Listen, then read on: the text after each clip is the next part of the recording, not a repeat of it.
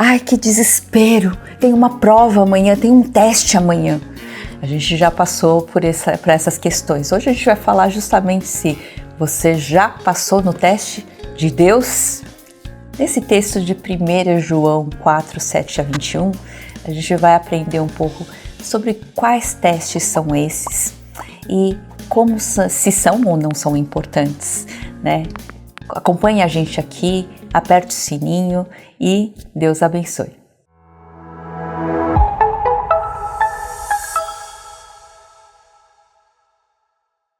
Esse é o momento, então, que a gente vai compartilhar um pouquinho da Palavra de Deus. E esse mês nós entramos, então, no mês de ensino aqui na IBNU. E já que entramos no mês de ensino, eu gostaria de fazer uma pergunta para você. Você já passou no teste de Deus? Então, é isso que vamos falar um pouquinho. Esse teste, que teste que é esse? Se existe um teste, né? Vamos compartilhar aqui um pouquinho sobre 1 João 4, 7 a 21. E diz assim: Amados, amemo-nos uns aos outros, pois o amor procede de Deus. Aquele que ama é nascido de Deus e conhece a Deus. Quem não ama não conhece a Deus, porque Deus é amor. Foi assim que Deus manifestou o seu amor entre nós, enviou o seu Filho unigênito ao mundo, para que pudéssemos viver por meio dele. Nisso consiste o amor, não em que nós tenhamos amado a Deus, mas em que ele nos amou e enviou o seu Filho como propiciação pelos nossos pecados. E aí depois nós vamos continuar falando nisso. Mas por que a gente precisa falar um pouquinho sobre esse tema amor? E por que João reforça tanto essa questão? Primeiro, a gente precisa entender esse contexto. Quem é João? Por que ele escreve essa carta, né, a essa igreja? Então, a gente precisa entender. João, ele é aquele evangelista, nós conhecemos, foi chamado do Filho do Trovão, né? É aquele que ele mesmo se intitula, né? É o discípulo a quem Jesus amava, né? Mas ele não é assim tão doce desde o início. Ele devia ter ali uns 25 anos quando Jesus o chamou, mas ele tinha um problema muito sério. Ele tinha um problema com ira. E você lembra de um episódio que ele diz assim: Senhor, queres que façamos cair fogo do céu para destruí-los, né? Ele se sentia superior, melhor que os outros, né? Tinha essa questão, né, de medir poder, né, força. E ele teve uma experiência muito profunda com Deus, né? Provavelmente, assim, a gente pode entender que foi na transfiguração. E aí depois, mais idoso, ele vai ser exilado para a ilha de Patmos, né, na época lá de Domiciano, e viveu também em Éfeso, onde se tornou pastor de uma igreja, né? E aí João escreve, então, quase uma geração depois dos outros evangelistas. Então, lá pelos anos 80, 90 do primeiro século. Então, a gente vai entender que nesse momento que João está escrevendo a primeira carta, né, para confrontar justamente algo que está acontecendo ali. É uma heresia destruidora do tipo gnóstica, que está prejudicando o cristianismo, os seguidores de Cristo genuínos, primitivos, na Ásia Menor. Então, a mensagem que chegou é a mensagem de vida. Ou seja, a mensagem de vida eterna, a vida em comunhão com Deus, através da fé em Jesus Cristo. E João, então, está distinguindo quem está na luz, né, quem está na vida, quem tem essa vida e quem não está. E aí, a validade, então, da questão muito séria para a gente, que é a encarnação de Jesus. Jesus que veio ao mundo por amor ao mundo, porque Deus amou ao mundo de tal maneira que deu o seu Filho unigênito, né? Então, essa encarnação, essa verdade da vinda de Jesus, ela é afirmada contra aqueles que afirmam o quê? Ter um conhecimento superior. Fala assim, olha, isso não basta. Esse Jesus ter vindo, isso não basta. Então, naquela época tem essa ideia, né, do tipo gnóstica, e que nega justamente que Cristo veio em carne e osso, como um ser humano. E existe também essa rejeição, não só da encarnação, mas também da ressurreição de Cristo, né?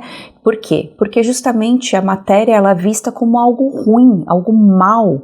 Então, você precisa ter uma busca, assim, de um conhecimento iluminado, de práticas diferentes, ascéticas, uma vida marcada pela imoralidade, justamente porque eles negam que a matéria, né, é um bem. Então, eles dizem que você pode fazer qualquer coisa com o corpo, né, com o físico, porque ele não vale para nada. O que importa é o espírito. Né? Então a vida marcada por imoralidade. Então esse é o perfil desse o finalzinho do primeiro século, que é justamente combatida aqui pelo apóstolo do amor, como nós conhecemos. Então é interessante aqui a gente entender um pouco melhor esse negócio do teste, né? Então João ele vai estabelecer 3 tipos de testes, né, para saber quem está na verdade, na vida, né? É um teste doutrinário, é um teste fraternal e é um teste moral. Então, quando a gente olha para o esboço assim de 1 João, a gente vai ver que a primeira coisa que aparece na carta de 1 João, a gente vai ver que aparece primeiro a encarnação da palavra da vida, né? Depois vem justamente o teste moral, andar na luz e obedecer. E depois vem o teste fraternal, que é amar os irmãos, né, no capítulo 2, e a fé e o amor ao mundo, enfim. Depois vem de novo o teste moral, o teste fraternal, e vem aí o teste doutrinário, que fala justamente aqui da encarnação de Cristo, e depois falando também do Cristo como o Filho, né, o Filho de Deus, tá? E aí a gente vê o desfecho. Então, quando a gente olha aqui, a gente vai ver 2 vezes cada teste aparecendo. Isso é muito interessante aqui. Então, o que esses testes nos mostram? Que o problema de relacionamento não é uma coisa qualquer. É muito mais profundo e mais sério do que a gente pensa. Então, às vezes a gente fala assim, esse negócio de eu ter uma briga, inveja, ciúme, né, falar mal dos outros, aí é um negocinho assim que pode ser relevado, né? Você fala algo que não é verdade, isso se espalha, as pessoas acabam tendo um problema sério, se você nem liga para o que aconteceu, porque o problema é delas, né? Isso não é verdade, né? Então o problema aqui é do relacionamento tanto com Deus como com o próximo. Então o importante é a gente entender que a gente tem que ter um embasamento muito sério, muito profundo e muito contundente, e dele depende também a saúde pessoal, né, espiritual, do que a gente entende e do que a gente vive, porque você não pode dar nada daquilo que você não tem. Se você não tem um fundamento na palavra, se você não entendeu o que significa essas palavras de Deus, não tenho como viver isso, eu não tenho como colocar em prática no dia a dia. Porque tudo que eu fizer vai vir de coisas que eu acredito. Se eu acredito que as coisas como dinheiro, riqueza, né, fama e outras coisas são o que é a prioridade na minha vida, é isso que eu vou colocar como prioridade nas minhas ações, nas minhas preocupações. Eu vou correr atrás de ficar mais famoso ou ficar mais rico todo dia. Então, aqui é importante a gente entender como essa questão outro, a questão do relacionamento, a questão, né, desse relacionamento de amor é tão sério, visto como Deus coloca como tão sério na nossa vida, tá? Então, olha só que interessante, só nessa carta de 1 João, a importância do amor. Por quê? Só essa carta vai aparecer 43 vezes a palavra amor, né? Dos quais, olha só, 32 vezes, 32 usos só aparecem nesse trechinho pequeno que é de 4, do capítulo 4, 7 até o 5, 3. Então, vocês imaginem como é importante o que ele está falando. Ele está dando uma ênfase muito grande nessa questão. Então, voltando um pouquinho ali, amados, amemo-nos uns aos outros, pois o amor procede de Deus. Quer dizer, o amor é a base de tudo. É a marca registrada justamente de quem segue Jesus, daquele que se diz cristão, aquele que se diz seguidor, conhecedor de Deus. Esse amor só pode ter uma fonte, porque ele não pode vir de nós mesmos, ele não pode vir de alguma outra natureza, mas ele só pode vir de uma fonte, uma única fonte, que é Deus. E é muito bonito a maneira como ele coloca, que às vezes a gente não se dá conta do que é isso. Aquele que ama é nascido de Deus e conhece a Deus. Essa palavra conhecer, ela segue o tempo inteiro, né, a palavra amor. E ao contrário também, quem não ama não conhece a Deus, porque Deus é amor. Não tem como a gente não ter a fonte e dizer que a gente ama. Não é possível a gente não conhecer e dizer que ama. Então tem um pensador interessante, muito relevante, expressivo, que diz assim, o Martin Buber. Ele vai falar de Deus como o tu último. O tu, quer dizer, aquele que eu preciso conhecer, o tu que não se pode jamais se tornar um isto, quer dizer, você não tem como dominar, você não tem como manipular, né? Você precisa conseguir encarar, conseguir enxergar, conseguir estar diante dele. E esse outro é muito interessante, ele é relacional, ele é dialogal. E aí, olha só, que lindo que é isso. No encontro pessoal, há um momento único, transformador e significativo. Assim, Deus é alcançado não por interferência ou indução, como a gente às vezes acha que né? A gente vai tentar estudar muito sobre Deus, ou a gente vai, né, ver muitas coisas que Deus faz. E não, a gente precisa ouvi-lo, né, porque ele fala através das palavras que aparecem na Bíblia, na sua palavra, e a gente precisa responder a esse amor que ele está demonstrando, que ele demonstrou já, por exemplo, através do seu Filho único, porque nisto consiste o amor, né? Então, mas pela boa vontade de responder à realidade concreta da presença divina. Então, eu não sei se você já amou alguém. Se você já amou alguém, você quer conhecer mais e mais. Mas sabe uma coisa que acontece também de muito especial? É que quando a gente ama muito alguém, a gente também quer se mostrar. A gente quer mostrar o que está lá no coração, o que estava escondido, que para as outras pessoas você nunca contou.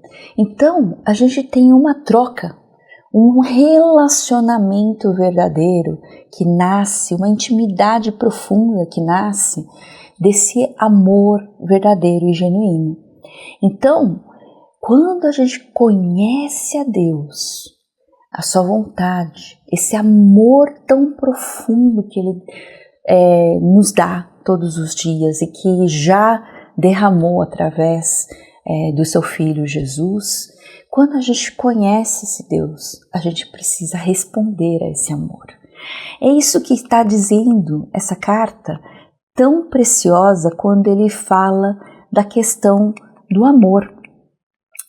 E a gente vai então voltar a esse texto. Quem ama é nascido de Deus e conhece a Deus. Ele já se revelou, ele já se mostrou, ele já se doou por nós por amor. E nós precisamos justamente responder a esse Deus. E aí no versículo 9 continua assim: foi assim que Deus manifestou o seu amor entre nós, enviou seu Filho unigênito ao mundo, para que pudéssemos viver por meio dele. E nisto consiste o amor. Não que nós tenhamos amado a Deus, mas em que ele nos amou e enviou seu Filho como propiciação pelos nossos pecados. É interessante que ninguém pode ser doutrinária e eticamente correto sem conhecer a essência do Evangelho, que é justamente isso. Como é que a gente vai entender ou que a gente vai viver alguma coisa, né, sobre o que a gente vai colocar para fora, vamos dizer assim, vamos expor o que a gente não tem. Então, se a gente entende esse evangelho não com a cabeça ou porque está decorado, porque você já ouviu uma vez, ou porque você está acostumado a ir à igreja, porque você já ouviu desde pequeno, mas se você entendeu essa mensagem que não só nesse texto, mas o tempo todo as palavras de Deus, as palavras da Bíblia nos trazem, que é a questão do amor de Deus por você e por mim, e como Ele foi capaz de vir atrás de nós o tempo inteiro para demonstrar, para interferir nesse mundo, no tempo, no espaço, na nossa vida, para mudar, trazer essa transformação de vida, transformação de realidade, mas transformação principalmente da nossa mente, do nosso coração, da nossa vida. Se a gente não conseguir colocar isso, entender isso, de verdade, é impossível a gente viver. Não adianta discutir doutrina, não adianta discutir ética. A gente precisa aprender, através desse evangelho, dessa mensagem tão profunda, o que é, para poder simplesmente colocar para fora aquilo que está dentro de nós como um fundamento, como uma essência. O nosso amor deve ser a reação adequada ao amor de Deus. Então, é interessante que é tão claro, porque a gente não vai conseguir nunca amar a Deus como Ele nos ama. É tão interessante que Jesus ele pergunta para Pedro, né? Pedro, tu me amas? Pedro, tu me amas? Ele está lá restaurando todo aquele erro de Pedro. Mas ele não está lá para colocar o dedo e falar, olha como você errou, você fez isso, você me negou 3 vezes. Não é isso. Ele está lá para justamente restaurar. Só que é interessante que Jesus sabe qual é a resposta de Pedro, que ele não pode amá-lo como Jesus ama Pedro. Mas é interessante que Jesus sabe disso, mas Pedro não sabia até então. E nesse momento parece que ele cai a ficha dele, que é só aquilo que ele pode fazer. Lembram-se dele? Quando Jesus foi lavar os pés, né, e falou, Pedro, eu preciso lavar os pés. Ele falou, não, você não pode lavar os meus pés, porque quem sou eu, quem é, né? Quando Jesus fala alguma coisa, ele ia, não, porque eu nunca vou fazer nada contra você, porque eu amo. E não que fosse mentira, mas a limitação que a gente tem, às vezes a gente nem entende.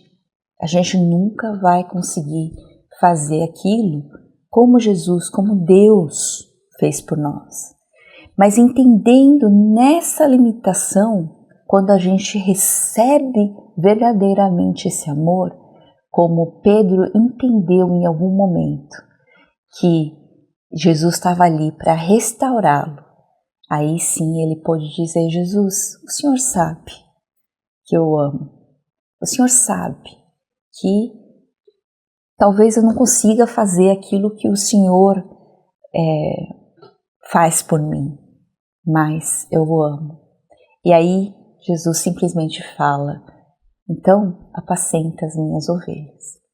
Então a gente precisa dar essa resposta, conhecendo a nossa limitação, conhecendo quem nós somos, mas a gente poder responder ao amor que nós estamos recebendo, que nós já recebemos, que é o amor de Deus, que foi capaz de dar o seu Filho unigênito por nós, por causa dos nossos pecados.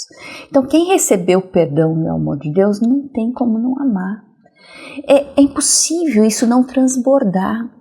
A graça de Deus é tão maravilhosa, o amor dele é tão maravilhoso que não tem como a gente ficar parado depois de receber tanto. A gente precisa.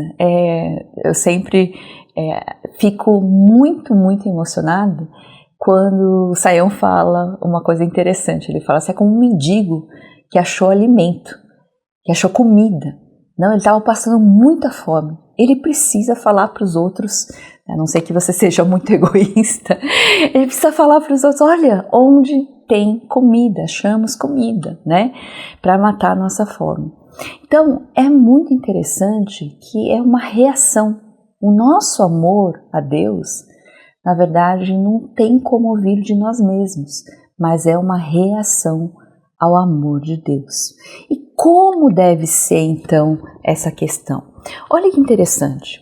A gente precisa entender, então, uma outra dimensão que a gente, às vezes, fala muito, mas não entende tão bem, que é a questão do amor, da comunhão, né, seja com Deus, seja com o próximo, e a teologia, né, a base que nós temos. A gente precisa entender que a gente precisa de uma dimensão de recuperação de algo perdido na queda. Então, na queda, a gente perdeu uma conexão muito importante, principalmente com Deus, claro, que é uma perda, que é uma queda teológica. A gente perdeu essa conexão com a gente mesmo, então, com o nosso próprio ser, né, que é a dimensão psicológica. A gente perdeu essa conexão com o próximo, que é uma queda sociológica, e também a gente perdeu essa conexão com a terra, com a natureza, né, que é a dimensão ecológica. E aí a gente precisa que isso seja restaurado. Como é que a gente vai ter? Justamente através do amor de Deus, através dessa obra especial e maravilhosa de Jesus, quando ele consegue trazer a restauração daquilo que foi quebrado através da maravilhosa salvação. E aí a gente vai continuar falando um pouquinho do texto. Amados, visto que Deus assim nos amou, nós também devemos amar-nos uns aos outros. É interessante que Deus não vai parar na dimensão teológica. A restauração não acaba aí. Então a restauração é interessante porque ela continua e ela tem uma outra dimensão que tem que ser restaurada, que é a quebra da conexão com o próximo, né? Que é a comunhão. A gente vai ver então que o texto diz: ninguém jamais viu a Deus, né? Nós não podemos, não conseguimos, não vimos a Deus. Então, como é que a gente vai saber se essa pessoa é de Deus, que conhece a Deus, como ele falou antes? É se amarmos uns aos outros. Deus permanece em nós e o seu amor está aperfeiçoado em nós. Sabemos que permanecemos nele e ele em nós, porque ele nos deu o seu Espírito. Então Deus é invisível. Deus, para nós, ele é invisível. Só que ele tem uma dimensão visível, que nós somos nós. Nós, pessoas que conhecemos a Deus, podemos torná-lo visível. Então, a igreja que os outros veem, a igreja, a pessoa, o amor de Deus que os outros veem, é através de você e de mim. Então, ele será visto através de nós, se nos amarmos uns aos outros. É tão importante e precioso isso, e é uma coisa que nós esquecemos no nosso dia a dia. É como se nós fôssemos uma vitrine, nós fôssemos alguém que Deus colocou para continuar a missão dele, que foi de salvação. Ele quer continuar salvando as pessoas. Atos termina. E quando Jesus vai embora, ele já tinha deixado a missão para as pessoas. E as pessoas, a gente vai ver a missão com Paulo, né, com Barnabé, com Pedro e todos os apóstolos, que essa missão continua. Mas Atos acaba também. E aí, agora é a nossa vez de viver essa missão todos os dias. E como nós vivemos isso? Através do amor ao próximo. Então, vamos ver que o texto continua e vimos e testemunhamos que o Pai enviou seu Filho para ser Salvador do mundo. Se alguém confessa publicamente que Jesus é o Filho de Deus, Deus permanece nele e ele em Deus. Assim, conhecemos o amor que Deus tem por nós e confiamos nesse amor.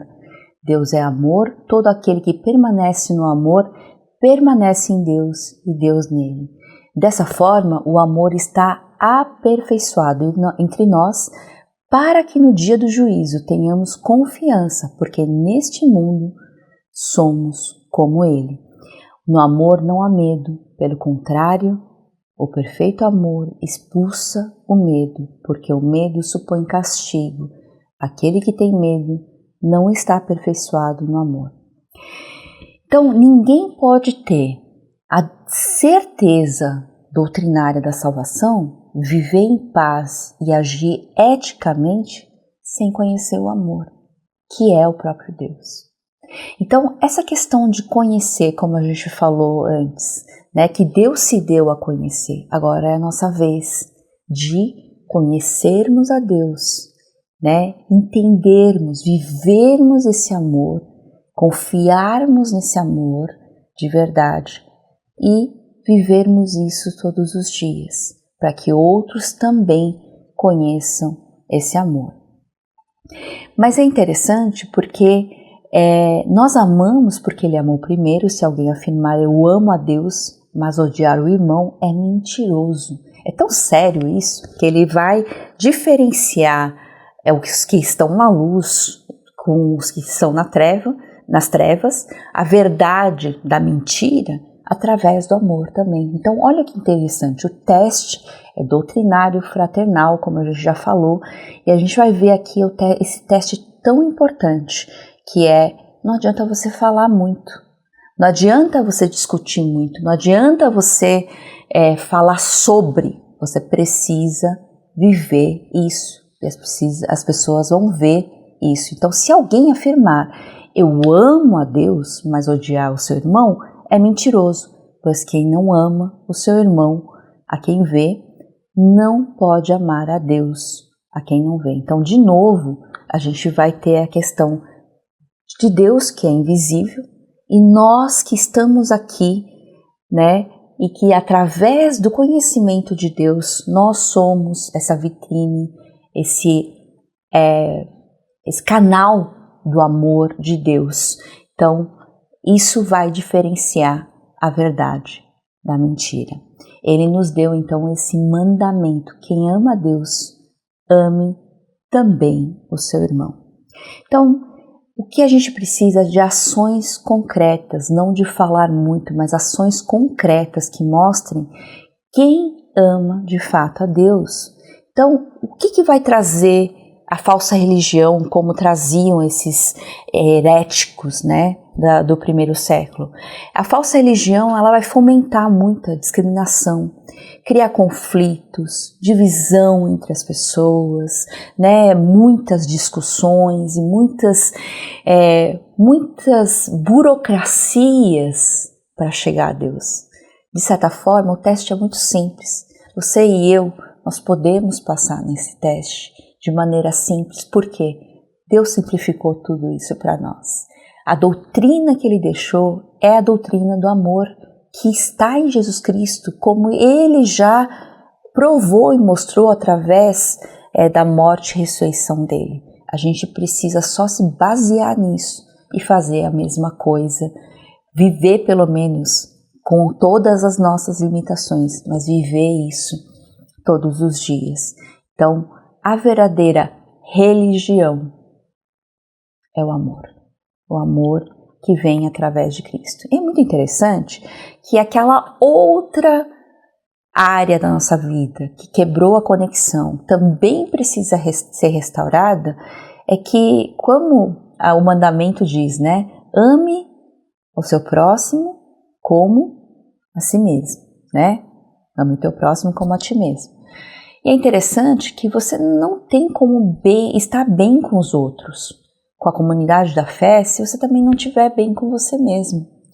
É interessante porque essa dimensão, ela só pode ser curada, tocada e transformada através do amor de Deus, desse amor. Então, nós precisamos urgentemente conhecer esse amor de verdade e viver esse amor, porque só assim eu posso, conhecendo esse amor, sendo tratado, curado por esse amor, eu posso estar bem comigo, ser restaurado em mim, né?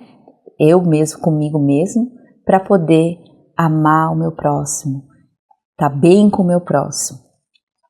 E aí a gente vai ver uma coisa interessante que Tiago diz. Ele vai falar: de que adianta, meus irmãos, alguém dizer que tem fé se não tem obras? Acaso a fé pode salvá-lo? Se um irmão ou irmã estiver necessitando de roupas, de alimento a cada dia, e um de vocês lhe disser: vá em paz, aqueça-se e alimente-se até satisfazer-se, sem porém lhe dar nada, de que adianta isso? Assim também a fé por si só, se não for acompanhada de obras, está morta. Aí a gente vai ver que não está dizendo a fé que leva à salvação, no sentido que se a gente crê em Jesus, a gente sabe que a gente só pode ter a salvação através da fé em Jesus. Mas essa realidade não tem como ter um fim em si mesma. Essa realidade não vai acabar simplesmente no crer. A fé não tem como ela ficar presa em si mesma. Ela não vai aguentar, ela explode em amor aos outros. E isso vai levar às obras, aí por isso que ele fala: assim também a fé, por si só, se não for acompanhada de obras, está morta, que na verdade nada mais é do que amar ao próximo, tá? E aí a gente vai ver que, voltando um pouquinho, da questão do medo. Vocês já pensaram que se a gente conhece muito bem alguém, mesmo numa briga, num momento que a gente vê que não é tão favorável, que a gente fez alguma coisa de errado, mas se a gente conhece a pessoa verdadeiramente, a gente sabe, por exemplo, que Deus é um Deus perdoador, Deus é um Deus que ama tanto a gente que foi capaz de dar o seu perdão, o seu amor, apesar de tudo, apesar de nós, apesar do nosso pecado, apesar de tudo. Então, a gente não tem medo. A gente consegue dizer para Ele, olha, eu pisei na bola, eu fiz coisa errada, e a gente consegue a reconciliação. É interessante isso. É interessante que quanto mais a gente conhecer a Deus, quanto mais a gente conhecer sobre o amor dele na nossa vida, a gente vai ser livre dessa questão, porque a gente não vai ter esse medo de que será que eu estou fazendo uma coisa errada? Será que eu vou levar um castigo? Será que... É muito interessante e é tão maravilhoso poder viver e poder se relacionar com Deus e com alguém que você ama muito dessa forma. E aí a gente pode lembrar um pouquinho de um outro pensador aí muito importante que fala, o Emmanuel Levinas. Ele fala: o eu não existe sem o outro. Porque tudo o que fazemos, por mais insignificante que seja, é sempre direcionado ao outro. Não sei se você percebeu, mas tudo que Deus fala, as palavras que estão na Bíblia, se você for parar para pensar o que são, ame o teu próximo, né? Perdoe, né? Conviva, né? Tenha comunhão, né? Enfim, até suportar a gente precisa do próximo. Então, tudo que fazemos não tem como... primeiro que nada que eu faço não tem como ficar fechado em mim mesmo, assim como conhecer a Deus não tem como ficar em mim mesmo.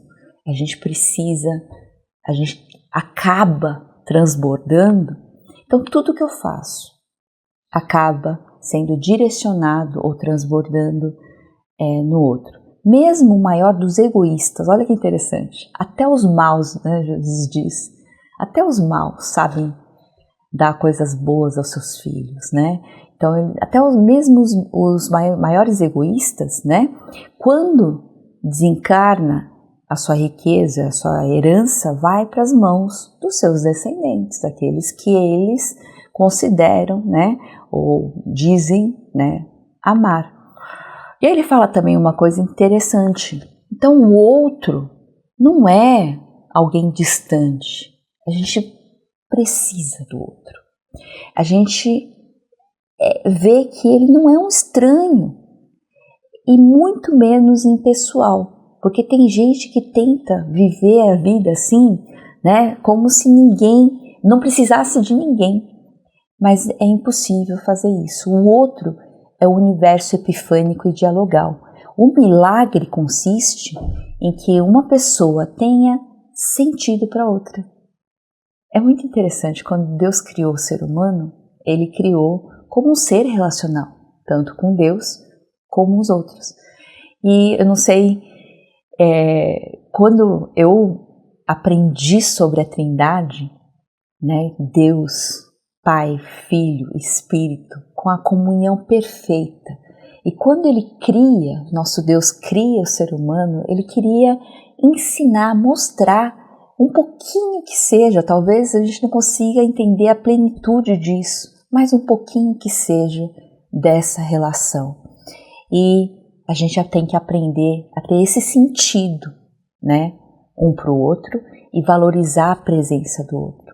Então, Levinas, ele estabelece a relação entre a ética, né, e a ontologia. O outro é um mandamento, é apelo à responsabilidade. É minha responsabilidade perante a face daquele que me olha.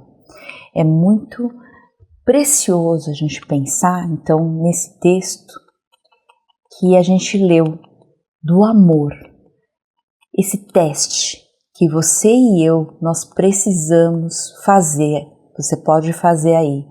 Nós amamos a Deus porque Ele nos amou primeiro e a gente precisa passar nesse teste do amor. que conhece a Deus, que ama a Deus e que transborda esse amor para o próximo, para o outro, como Deus colocou em sua palavra, como algo tão fundamental, porque Ele é amor. Então, que Deus nos abençoe e nos ensine a fazer isso todos os dias da nossa vida.